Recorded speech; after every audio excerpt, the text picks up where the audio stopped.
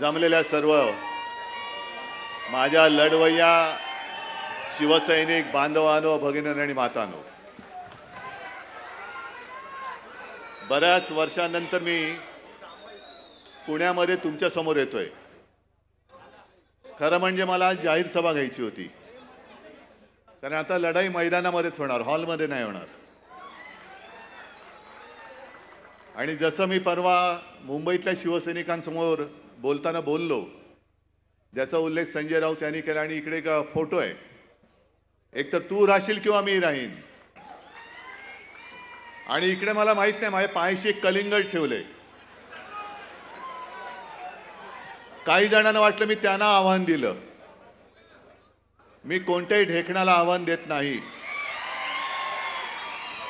मी म्हणजे कोण आणि तू म्हणजे कोण हे समजून घेतलं पाहिजे. मी म्हणजे माझा संस्कारित महाराष्ट्र, आणि तू म्हणजे महाराष्ट्रावरती दरोडे टाकणारा दरोडेखोरांचा, टोळक्यांचा पक्ष जो आहे, तो अख्खा पक्ष. ढेकणाला कधी आव्हान नाही देत, ढेकणं अशी अंगठ्याने चिरडायची असतात. त्याच्यामुळे कोणाला तरी वाटलं की त्यालाच बोललोय, मग त्यांनी सांगितलं माझ्या नादाला लागू नका रे, तुझ्या नादाला लागण्या एवढ्या कुवतीचा तू नाहीच आहेस. आज बरेच विषय आहेत, बऱ्याच विषयांवरती मार्गदर्शन झालेलं आहे. चला जिंकूया. बोलायला खूप सोपं आहे, पण कसं जिंकायचं आणि कशासाठी जिंकायचं हा महत्त्वाचा विचार आहे. कसं जिंकायचं हे सांगितले गेले, आणि कशासाठी जिंकायचं याचा अनुभव तुम्हाला सर्वांना येतोय. मी माझं पुढचं भाषण सुरू करण्याच्या आधी पुणेकरांचा जो विषय, काल मला संध्याकाळी रिव्हरफ्रंट या विषयामध्ये अभ्यास करणारे जे काही पर्यावरणवादी आहेत त्यांनी माझी भेट घेतली. आणि तुम्हाला सगळ्यांना कल्पना पाहिजे, गेल्या काही दिवसांपूर्वी जो पुण्यामध्ये पूर आला होता, हा केवळ एका विभागाचा पूर नाहीये. काही हजारो संसार त्याच्यात उद्ध्वस्त झाले. पाऊस पडला, पूर आला, तसं मागे पानशेतचंही धरण फुटलं होतं. या गेल्या काही दिवसांमध्ये सुद्धा पूर्ण देशात, मग वायनाड असेल, केदारनाथ असेल, बऱ्याच ठिकाणी पूर येतोय, भूस्खलन होतंय. आणि याच्यामध्ये आपण नुसतं निसर्गावरती टाकून नाही चालणार. काही गोष्टी ज्या आपण चुकतो आहोत, मी चुकत नाही म्हणत, गुन्हे घडत आहेत आपल्याकडनं, या गुन्हेगारांना लटकवण्यासाठी म्हणून सुद्धा आपल्याला जिंकलं पाहिजे. फासावरती नसलं तरी उलटं लटकवलंच पाहिजे. आणि मी तुम्हाला सर्वांना विनंती करेन, पुणेकरांना खास करून, की हा अख्खा विषय हा पुणेकरांचा आहे. एक विकासाचं स्वप्न दाखवणं खूप चांगलं आहे, की इकडे जॉगिंग ट्रॅक होईल, सायकल ट्रॅक होईल, हे बरोबर आहे. पण त्याच्यासाठी माझ्या शहराची काय हानी होणार आहे ते सुद्धा दाखवा ना जरा. आणि मी फक्त 2 फोटो तुम्हाला दाखवणार आहे. हे घेऊन जा गोष्ट.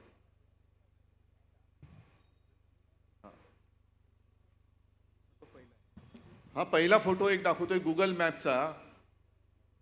मुंबईमध्ये जसं पूर आल्यानंतर आपण काही ठिकाणी त्याची उपाययोजना केली, तरी देखील यावर्षी आणखीन वेगळ्या ठिकाणी पाणी तुंबलं. कारण मुंबईमध्ये चाललेली बेसुमार नियोजन शून्य मेट्रोची कामं, अनेक ठिकाणी मुंबईकरांच्या पाण्यामध्ये, पिण्याच्या पाण्यात गटाराचं पाणी मिक्स होतंय, पोटाचे विकार होत आहेत. तसंच पुण्यामध्ये ही जी आपली मुळामुठ आहे, एकतर काही वर्षांपूर्वी तुम्हाला आठवत असेल नसेल, पण व्यंकय्या नायडू आले होते आणि त्यांनी विचारलं नदीचं नाव काय. मग त्यांना कोणीतरी सांगितलं की मुळामुठा. त्याला काही काय नावं आहेत, नावं कशी पाहिजेत, कशी पाहिजे. काय व्यंकय्याचं नाव ठेवायचं नदीला, का मोदींचं नाव ठेवायचं, मोदी नदी. सगळीकडे मोदी मोदी मोदी चाललंय, पण त्यांनी सांगितल्यांची नावं बदला. नावं तर ते बदलूच शकत नाही, पण ते नद्यांचे प्रवाह बदला. एक या नदीच्या प्रवाहामध्ये नाईक बेट आहे, नाईक बेट. पुणेकरांना आहे ना रे, हो की नाही. हे नाईक बेटाचा फोटो आहे, भर टाकण्यापूर्वीचा. तुम्हाला लांबून दिसणार नाही आहे. दोन्ही बाजूनी त्या नदीचा प्रवाह जातोय. आणि हा पुढचा जो फोटो आहे तो फोटो मी दाखवतो,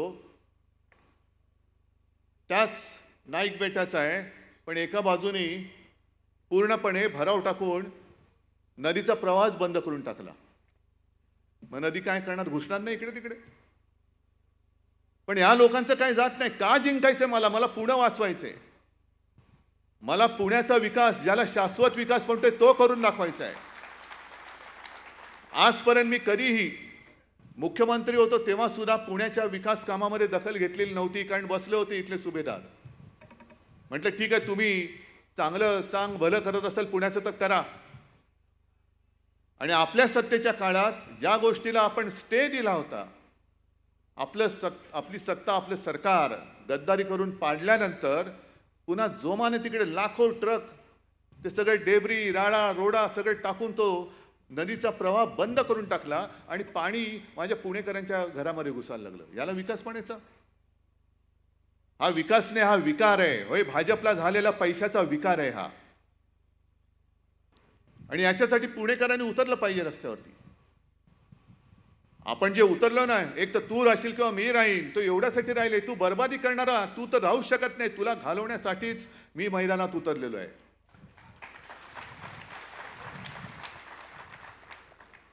हे बेट कोणाचं आहे? तिकडे भराव कोण टाकतंय? माझ्या माहितीप्रमाणे संजय, आत्ता तुम्ही जो उल्लेख केला राम मंदिराचा, गळते राम मंदिर, तसंच नवीन संसद भवनही गळते. हे जे नवीन संसद भवन आहे ते ज्यांनी बांधलं तोच कॉन्ट्रॅक्टर या नदी बुजवण्याचं काम करतोय, ही माझी माहिती आहे. हा गुजरातचाच आहे, औरंगजेबाच्याच राज्यात जन्मलेला आहे.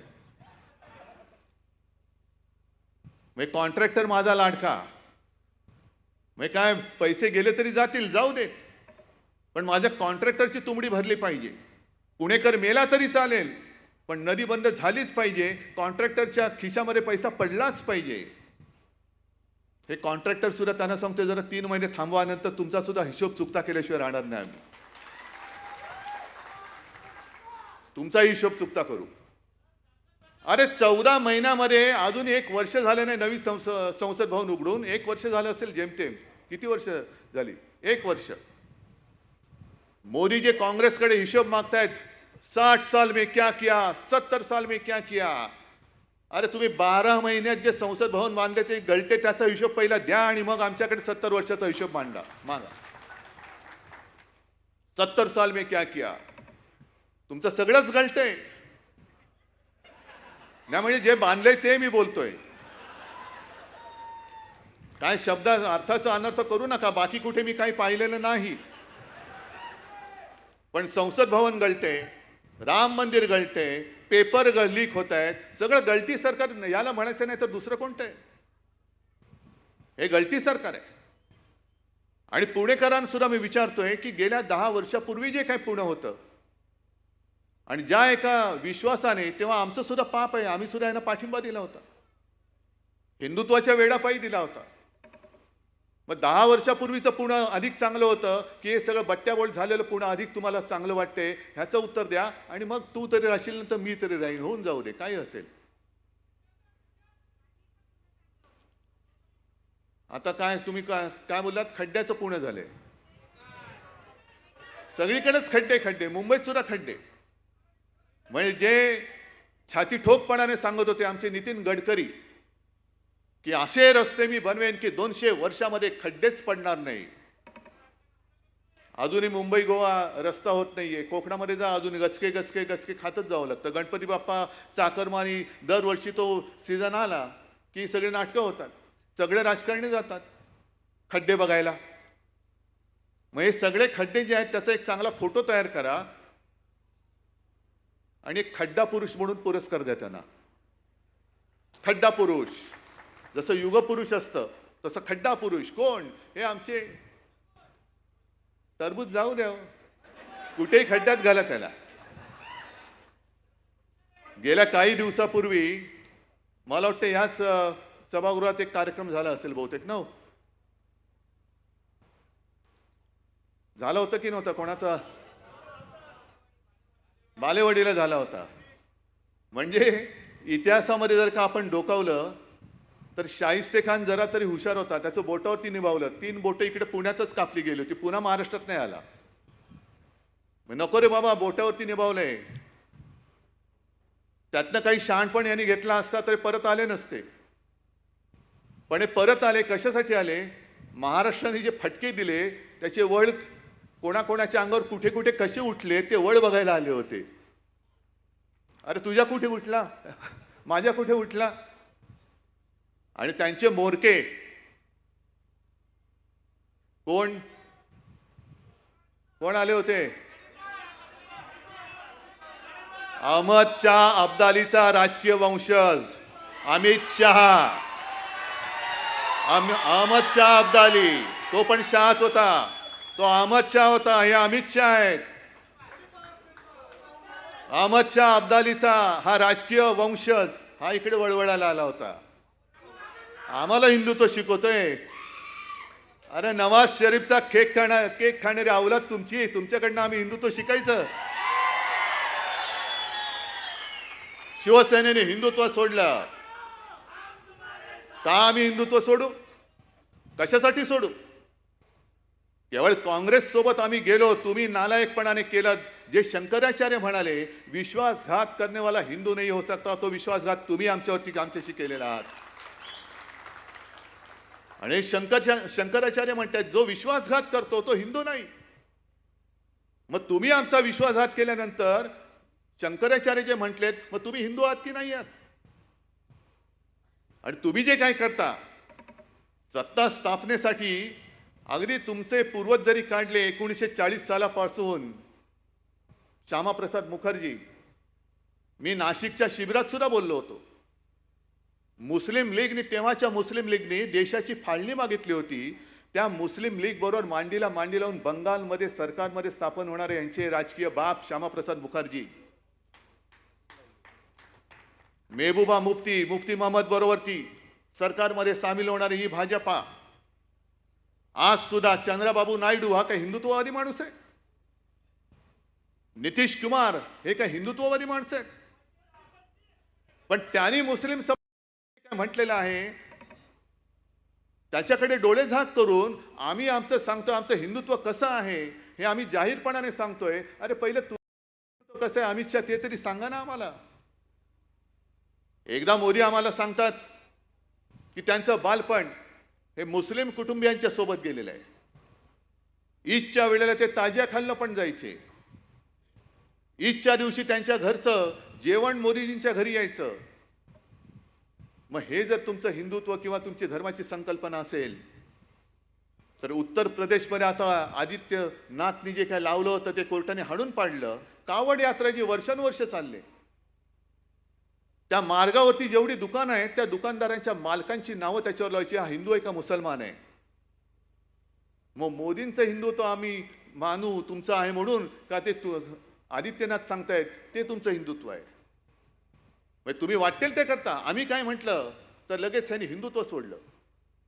मग आणखीन त्यांनी एक शब्द काढलाय, ते हिंदू मुसलमान मुलामुलीचं लग्न झालं आणि काय झालं की लव जिहाद. मग तसं मी म्हणतोय तुम्ही बेशरमपणाने तुमच्या सत्तेसाठी सरकारमधनं माणसं फोडताय, पक्ष फोडताय, पक्ष चोरताय. कोणत्याही पक्षाच्या जाहीरनाम्यामध्ये मुसलमानांसाठी काही जर का असेल तरी देखील तुम्ही त्यांना जवळ करताय. आणि आम्ही आमचं हिंदुत्व जे काय आहे ते सांगितल्यानंतर मुसलमान आमच्या सोबत असतील तर आम्ही औरंगजेबाचे फॅन क्लब. मग तुमचं जे काय चाललंय हा सत्ता जिहाद नाहीये, हा सत्ता जिहाद आहे. सत्तेसाठी वाटेल ते, म्हणजे तुम्ही काही करा पण आम्हाला सत्तेत घेताय तर तुम्ही आमचे. आणि म्हणून मी अमित शहाना मुद्दामून काही वाक्य ऐकवण्यासाठी म्हणून एक कागद घेऊन आलेलो आहे. हे कोणी लिहिले? ज्या वेळेला आणीबाणी होती त्या आणीबाणीच्या काळात अनेक जणांना तुरुंगात टाकलं गेलं. सरदार वल्लभभाई पटेलांनंतर इंदिरा गांधींनी तेव्हा RSS वरती बंदी घातली होती. आणि तेव्हाचे जे RSSचे प्रमुख होते बाळासाहेब देवरस हे येरवड्यामध्येच तुरुंगात होते. तुम्ही जे काय आता सांगताय ना संविधान, हत्या दिन, आणि तुम्ही जो काही विरोध केला होता, ती देवरसांची पत्र काढा, ते पुस्तक आहे. आणि ती पत्र वाचल्यानंतर कळेल संघाचा आणीबाणीला पाठिंबा होता का विरोध होता, ते त्या पत्रातून कळेल. पण देवरसांनी 2 पत्र ही तत्कालीन पंतप्रधान इंदिराजींना लिहिली होती, आणि त्याच्यामध्ये संघ म्हणजे काय आहे ते त्यांनी सांगितलं होतं. हिंदी में है, थोड़ा सा पढ़ने की कोशिश करता हूं. त्यांनी सांगितलं की राष्ट्रीय स्वयंसेवक संघ पर सांप्रदायिकता का आरोप करने वाले भी कुछ लोग हैं, पर उनका यह आरोप निराधार है. यद्यपि संघ का कार्यक्षेत्र संप्रति केवल हिंदू समाज तक ही सीमित है, फिर भी किसी अहिंदू के खिलाफ कुछ भी संघ में सिखाया नहीं जाता. संघ में मुसलमानों का द्वेष करना सिखाया जाता है, यह कहना भी सर्वथा असत्य है. इस्लाम धर्म, मोहम्मद पैगंबर, कुरान तथा ईसाई धर्म, ईसा मसीह, बाइबल, इनके संबंध में संघ में अनुचित शब्द का भी प्रयोग नहीं होता.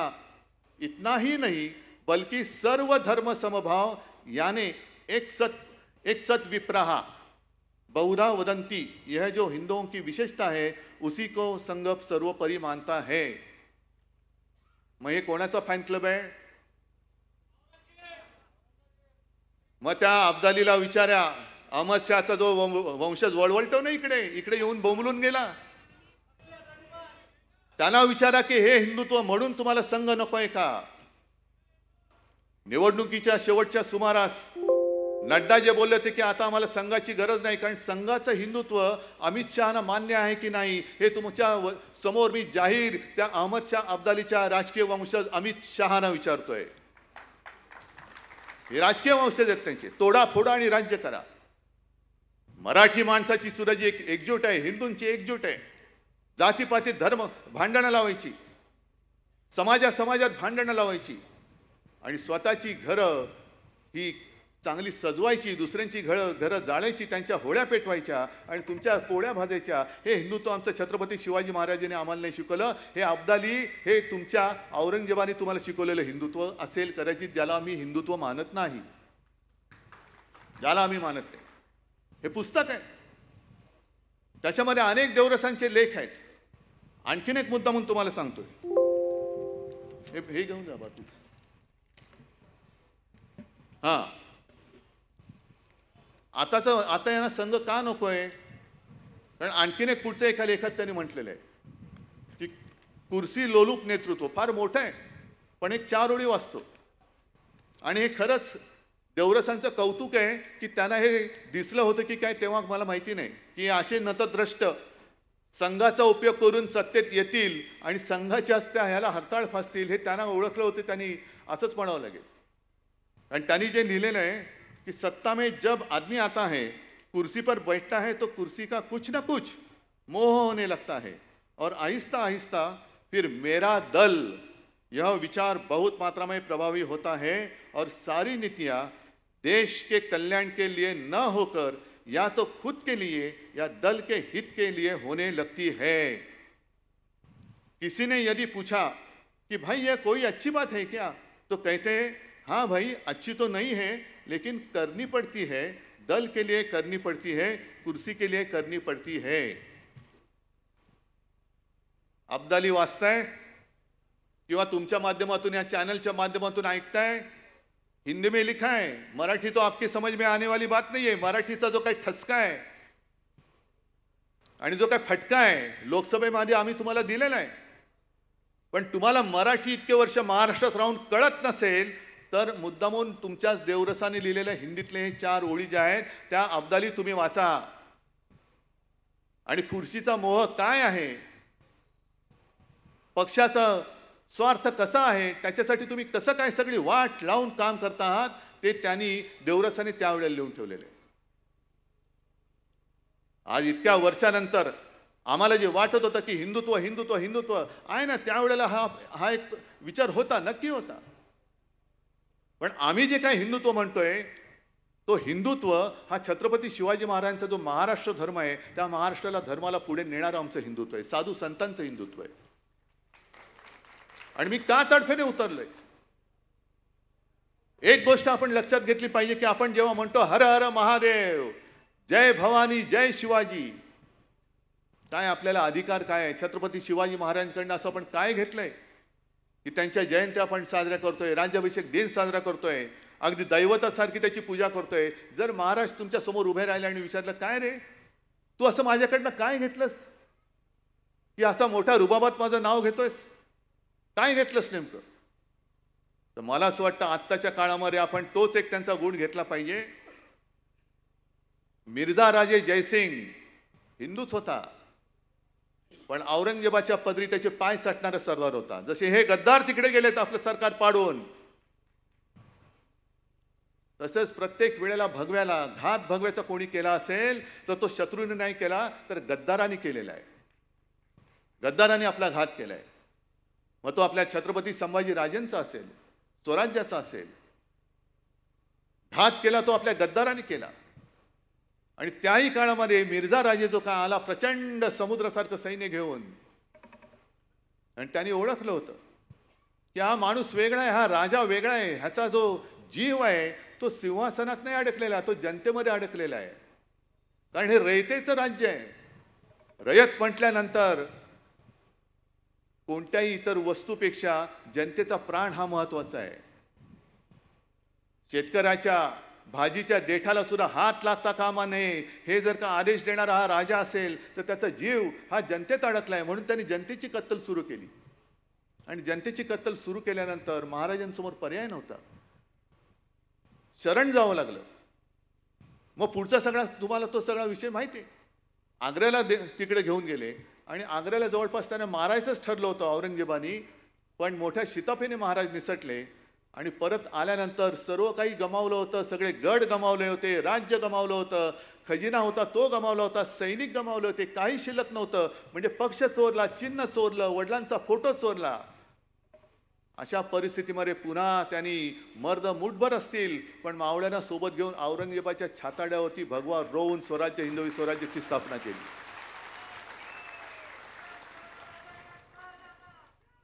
मग आपण हे नाही करू शकत? आपण नाही करू शकत? अरे तेव्हाची लढाई वेगळी होती. तेव्हा ईडी, इन्कम टॅक्स, सीबीआय नव्हतं. सरळ तलवार घेऊन यायचे आणि जे मी म्हणतो ना, तू राहशील किंवा मी राहीन. जसा सिंहगडाच्या वेळेला तानाजी आणि तो उदयसिंग म्हणजे समोरासमोर भिडायचे, लढाई व्हायची, रक्तबंब वाढवायचे, कोणाचा हात कापला जायचा, कोणाची गर्दन छाटली जायची, कोणाचे पाय जायचे. तरी देखील उभं राहिलं का? चला जिंकूया. हा महाराजांनी तेव्हा सुद्धा एक आदेश दिला असेल, चला जिंकूया. का? कारण सगळं जे काही संकट आलं होतं ते संकट नेस्तनाबूत करून पुन्हा माझा पवित्र भगवा, हा हिंदू संस्कृतीचा भगवा, हा तिकडे मला रोवायलाच पाहिजे. त्या जिद्दीने महाराज परत आले आणि त्यांनी तो रोवून दाखवला. म्हणून आपण त्यांची पूजा करतो. मग इतिहासामध्ये आपली नोंद काय झाली पाहिजे? अरे नुसते नाव घेणारे होते नाही. मी तर असा विचार करतो की माझं प्रत्येक पाऊल छत्रपती शिवाजी महाराज आणि बाळासाहेब बघतायत की हा काय करतोय. शिवसेना प्रमुखांनी शिवसेनेची जबाबदारी माझ्यावरती सोपवली. शिवसेना म्हणजे नुसती यांच्यासारखा भाकड जनता पक्ष नाही, तर अन्याय जाळून टाकणारी मशाल आणि निखारा आहे तो निखारा. त्या निखाऱ्याची जबाबदारी त्यांनी माझ्यावरती सोपवलेली आहे. निखाऱ्याची जबाबदारी पेळणं हे फार मोठं काम आहे. मशाल सुद्धा हातामध्ये पेळणं हे फार मोठं काम आहे. कारण जी मशाल अन्याय जाळू शकते तीच मशाल घर सुद्धा जाळू शकते. आणि म्हणून मी जी मशाल निशाणी निवडलेली आहे ती जाणीवपूर्वक निवडलेली आहे. ठीक आहे, आज सुद्धा माझं आव्हान आहे. तुम्ही पक्ष चोरला, चिन्ह चोरलं, सुप्रीम कोर्टामध्ये निकाल लागणार आहे. उद्या का 6 तारखेला सुनावणी आहे. आमचा न्यायदेवतेवरती विश्वास आहे. येत्या 5, 10, 50 वर्षामध्ये निकाल नक्की लागेल. ना आता एवढा आमचा विश्वास आहे, आमचा अंधविश्वास आहे न्यायदेवतेवरती. एक 50 वर्षामध्ये निकाल नक्की लागेल. पण तो निकाल लागायचा तेव्हा लागेल मी जनतेच्या न्यायालयामध्ये निकाल मागण्यासाठी न्याय मागायला आलेलो आहे. आणि आजचं हे जे शिबिर आहे, हे शिबिर आणि तुम्ही सगळे माझे शिवसेनेचे वकील आहात. जनता आपला न्यायाधीश आहे आणि त्या न्यायाधीशाकडे जाऊन आपल्या संघटनेची, आपल्या शिवसेनेची बाजू मांडणारे तुम्ही शिवसेनेचे दूत आहात, शिवसेनेचे वकील आहात. ही जनता न्यायालयामध्ये सुनावणी आजपासून सुरू झाली आणि निवडणुकीचा निकाल लागेल तेव्हा जनतेच्या रूपाने बसलेला तिकडे तो जनता जनार्दन रूपी न्यायाधीश असेल, त्यांनी दिलेला न्याय हा आपल्या बाजूने असेल, हा मला आत्मविश्वास आहे. हा मला आत्मविश्वास आहे. बाकी कोर्टाला सुद्धा मी विनंती अनेकदा केलेली आहे. एक शेवटची विनंती करतो, नाही तर आम्ही आता नाच सोडतो. लोकशाही ही केवळ शिवसेनेची लढाई नाहीये. अपात्रतेचा निर्णय आता संपली, टर्म संपली. आता उद्या जरी त्यांना अपात्र ठरवलं तरी देखील उद्याची निवडणूक लढू शकतात. मग आम्हाला मिळाला कुठे नाही. पण आज आम्ही तुमच्याकडे एका आशेने बघतोय की दिवसा ढवळ्या लोकशाहीचा खून करून चोर बाजार मांडणारे खुनी जर का आमच्या राज्यावरती राज्य करत असतील तर आम्ही कोर्टाकडनं अपेक्षा केल्यानंतर तिथून जर न्याय मिळायला विलंब होत असेल तर दुसरा आम्ही कोणाकडनं अपेक्षा करायची न्यायाची? मी माझ्या जनतेकडनंच करणार. कारण जनताच मग त्याला साक्षीदार आहे. जो गद्दारांनी चोर बाजार मांडलेला आहे संपूर्ण, आणि आता रेवड्या उडवत आहेत. एक तर लुटालूट प्रचंड चाललेली आहे. म्हणजे पुण्यामध्ये लुटतायत, मुंबईमध्ये लुटतायत, सगळीकडे कॉन्ट्रॅक्टर आणि कॉन्ट्रॅक्टर देऊन टाकतायत आणि त्या रूपाने पैसा उभारतात. हाच पैसा या निवडणुकीमध्ये वापरणार आणि हे कमी पडतंय. म्हणून आता लाडकी बहीण असेल, आणखीन काही असेल, म्हणजे तुम्ही लाच घेऊन मतं विकत घ्यायला बघताय. महाराष्ट्र हा स्वाभिमानाने जगणार आहे, भिकेवरती जगणारा महाराष्ट्र नाहीये. महाराष्ट्राला पाहिजे ते हक्काचं पाहिजे. आज सुद्धा त्या माऊलीला आपण मदत केली. शेतकरी काय मागतात ते द्या. त्या माऊलीला 1500 रुपये द्या, तिचा मुलगा येतोय परत. ज्या घरामध्ये शेतकऱ्याने आत्महत्या केल्या, अनेक घरामध्ये बेकार तरुण आहेत. तरुण गेल्या 10 वर्षापूर्वी काय त्यांचं वय होतं, आज त्यांचं काय वय आहे, आणि त्या घरामध्ये तुम्ही त्याच्या बहिणीला, त्याच्या आईला 1500 रुपये देऊन काय सांगणार आहात? 1500 रुपयामध्ये घर चालवणार आहात? मग हक्काचं द्यायचं नाही. जर तुम्ही हक्काचं मागाल तर याद राखा, मोदी आणि अब्दालीची हीच योजना आहे. आम्ही देऊ त्याच्यावरती जगा, पण हक्काचं कमवाल तर आम्ही तुमच्या मागे ईडी, इन्कम टॅक्स, सीबीआय लावू. इकडे स्वाभिमानाने नाही जगायचं, ताटमानेने जगाल तर याद राखा तुरुंगात टाकू. आमच्या समोर याल तर हातामध्ये भिकेचा कटोरा घेऊन आणि खाली मान घालून यायला पाहिजे. हे तुम्हाला मंजूर आहे? आणि ह्यालाच मी म्हणतो, एक तर मी तरी राहीन, नाही तर तू तरी राहशील. अन्यायावरती वार करणार तरी राहील, नाही तर अन्याय करणार तरी राहील. हा लढा उद्धव ठाकरेचा नाहीये, हा लढा केवळ शिवसेनेचा नाहीये, हा लढा माझ्या छत्रपतींच्या महाराष्ट्राचा आहे. दरवेळेला जे आपण सांगतो, सेनापती बापटांचा दाखला देतो, महाराष्ट्र आधार या भारताचा, तो आधार भारत आज महाराष्ट्रामध्ये शोधतोय आणि एकदा आपण हे करून दाखवले.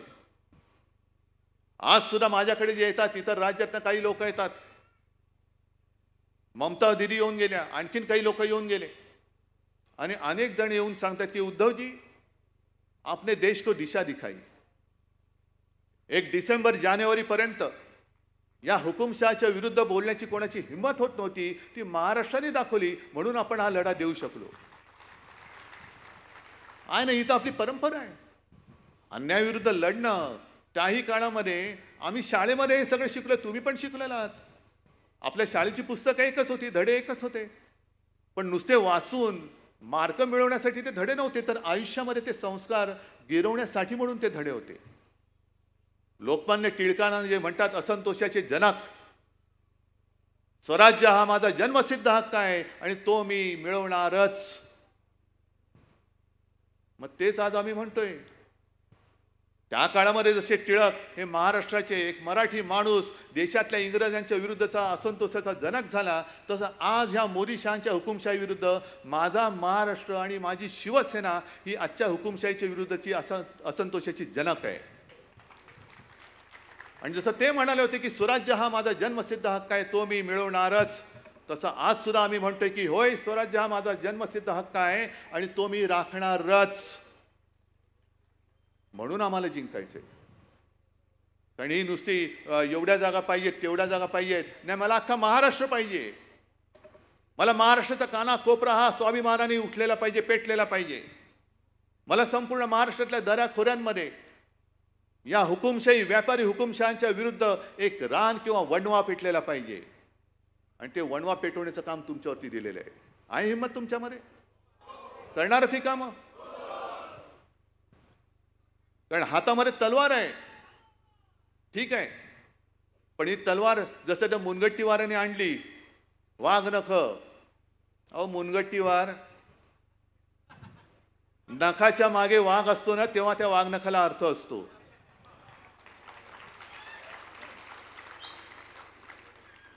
त्या वाघ नखाने अफजल खानाचा कोथळा काढलेले आहेत की नाही हा विषय वेगळा आहे पण त्या नखाच्या मागे शिवाजी राजा म्हणून वाघ होता म्हणून त्या नखाला महत्व आहे आणि त्या नखाच्या मागे जर मुनगट्टीवार असेल तर पेलवतंय का ते तुम्हाला हा झेपते का वाघ नख आणि मुनगट्टीवार कुठेतरी काहीतरी जुळते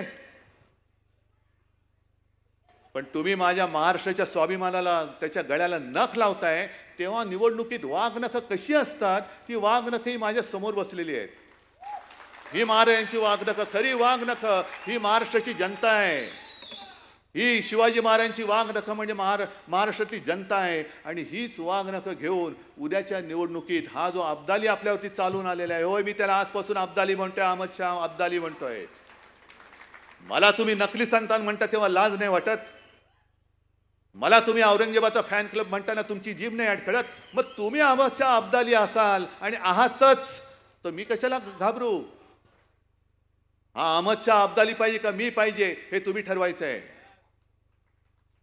महाराष्ट्राचा स्वाभिमान पायदळी तुडवणारा अब्दाली पाहिजे औरंगजेब पाहिजे छत्रपतींचा महाराष्ट्र हा अभिमानाने स्वाभिमानाने हा असा धगधगत्या निखाऱ्यासारखा भगवा हातामध्ये घेऊन नाचणारा शिवसैनिक पाहिजे हे तुम्ही ठरवायचं आहे आणि आजचं हे संकलन खूप चांगलं झाले ही मशाल आता घरोघरी घेऊन जायची आहे अनेक ठिकाणी मला कल्पना आहे की आपल्या शाखांच्या बोर्डवरती आज देखील धनुष्यबाण आहे नाही आता तिकडे मला मशाल पाहिजे आणि मशाल केवळ बोर्डवर नकोय मशाल ही आपल्या हृदयात धगधगती पाहिजे आणि आणखीन एक सांगतो हे फार छान केलेलं आहे याच्यात कुठेही काही चूक नाहीये फक्त एक कमी आहे तो म्हणजे शिवसेनेचा वाघ